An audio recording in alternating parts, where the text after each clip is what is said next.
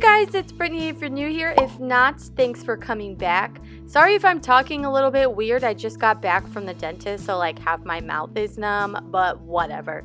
Okay, so let's go ahead and get into what we need. So I got this wooden base here from Walmart for about $3. And you're also going to need some paint brushes because we're going to cover that baby up. And with paint brushes, you obviously need some paint.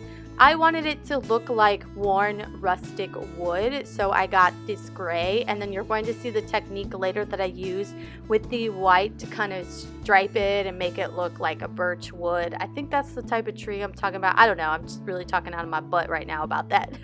But I got the matte finish. I didn't want the glossy finish because the focus of this craft is going to be the string art, and I thought the glossy finish would throw it off a little bit.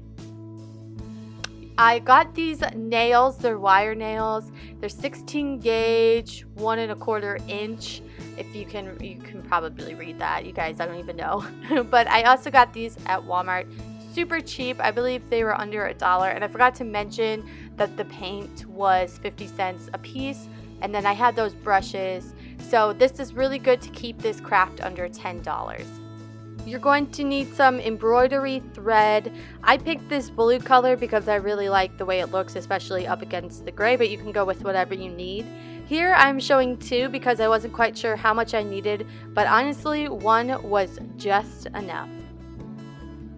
And to keep from damaging our walls, I got these little Velcro pieces, and when it's time for removal, you just pull the strip down at the bottom and it doesn't leave any residue or anything.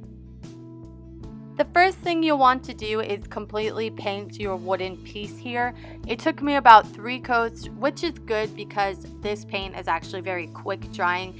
But after it's all painted, you do want to make sure you let it sit out for at least a couple of hours just to be safe.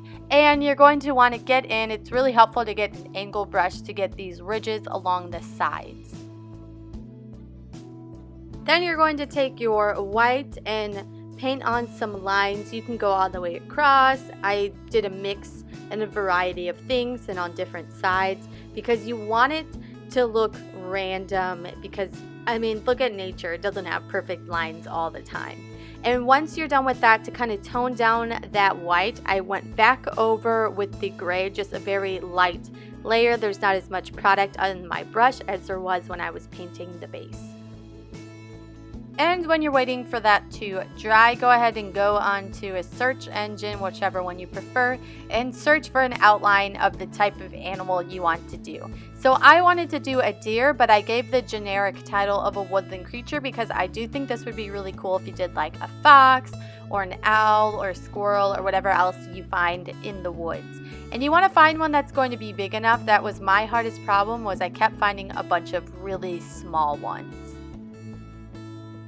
Once you have everything situated, lay down your pattern, grab a nail and grab your hammer and start keeping it down in place. Now this can actually go in a lot deeper than what you think it can, so just trust it won't pop out the back.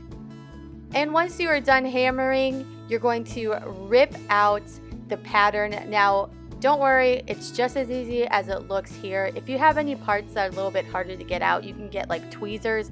I had one part that was a little difficult, so I just grabbed some tweezers and got it out. But it's really super easy.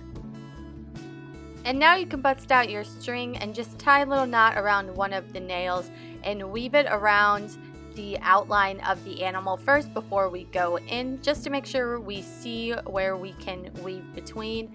And you may have to go in and out just around certain parts, but you'll be pretty good judgment on that with your animal. And once your outline is done, criss and cross all over the place. I didn't really do a pattern to this, and there's no really right or wrong way to do this, just as long as you fill up your animal as much as you want to.